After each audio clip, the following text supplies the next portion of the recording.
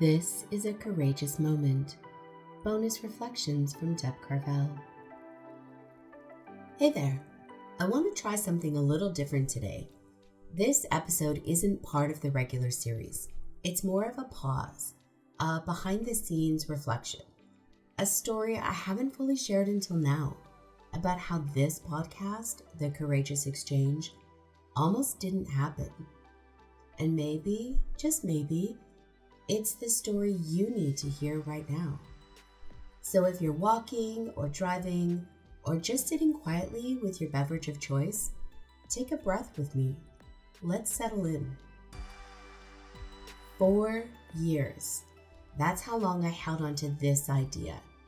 This idea stuck with me, tucked away like a truth I wasn't quite ready to say out loud. 4 years of voice notes, scribbled episode titles, half-finished outlines. 4 years of thinking, maybe someday. 4 years of fear. It wasn't that I didn't have something to say. I knew I did. I had stories, I had lessons, I had moments I wanted to capture and share. But there was also that quiet voice that asked, who would want to hear this? What if no one listens? What if I'm not good at this? Or the hardest one for me? What if I try and it still doesn't feel like enough? So, like many of us do with the things that matter most, I waited.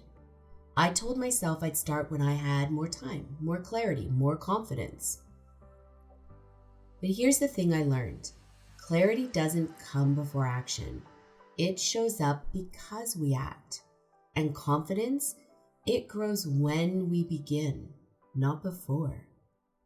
Somewhere along the way, after coaching others through their own brave beginnings, I realized I couldn't keep asking people to be courageous with their stories if I wasn't willing to share my own. So I stopped overthinking. I hit record. I let the first episode be messy. I let it be real. And I'm so glad I did, because the messages started rolling in. People telling me it resonated, that it landed, that it helped them feel just a little more like themselves. One listener sent me a note I'll never forget. They said, "This is helping me find my way back to me." That message brought tears to my eyes, not because it landed with them, but because I realized I wouldn't have made it this far without the people in my corner. I didn't get here alone. My circle, my crew, the people who believed in me long before I fully believed in myself, they encouraged me, supported me, and reminded me why my voice matters.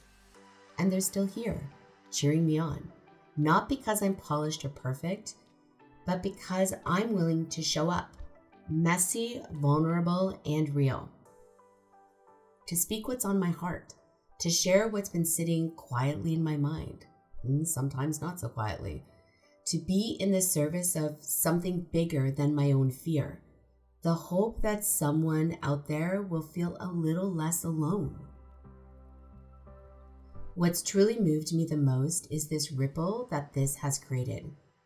The unexpected moments of connection, encouragement, and real impact.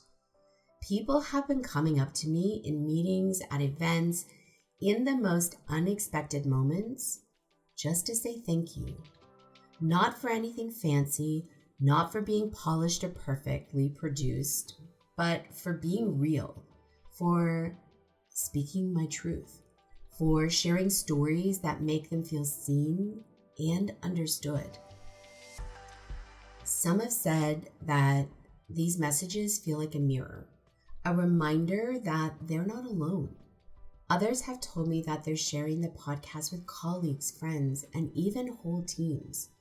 And every time I hear that, I pause. Because this is the ripple effect I was hoping for. Not to be popular, not to go viral, but to make people feel something. To help them come home to themselves. To spark a shift, even a small one. So to those of you who shared your reflections, your kind words, your encouragement, thank you. I carry every one of those messages with me. You are part of this. You're part of why this matters. And if I'm being honest, this podcast isn't the only thing I've delayed. I'm 50 now, and for a long time, I've lived a version of life that looked good from the outside. One that I thought others wanted for me. I did the right things, I kept things together, I kept showing up. But deep down, I knew I was putting parts of myself on pause. Not because I didn't care, but because I didn't believe I was ready or worthy, or that my dreams couldn't fit into the life I already had.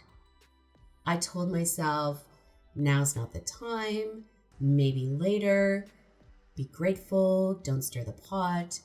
And slowly, that quiet voice, the one that whispers what you really want, started to fade. Until one day, I just couldn't ignore it anymore.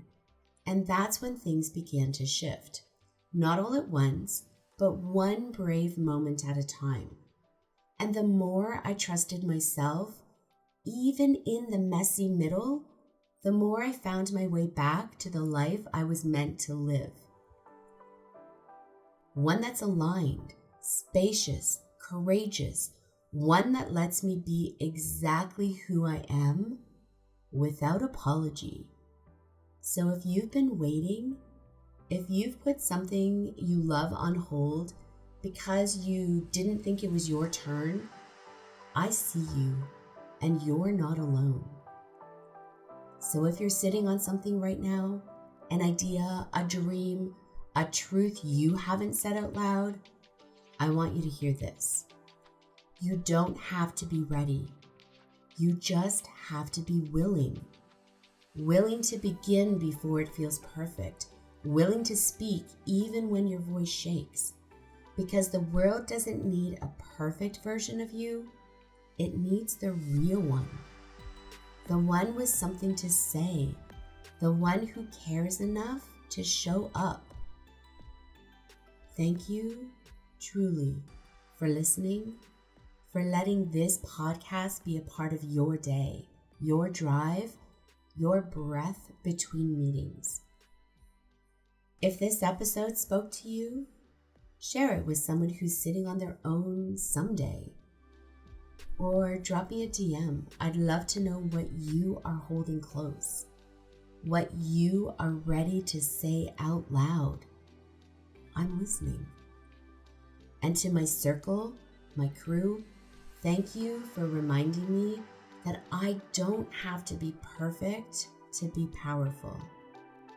We're just getting started. With courage, I'm Deb Carvel. Thanks for being here. Keep leading with heart.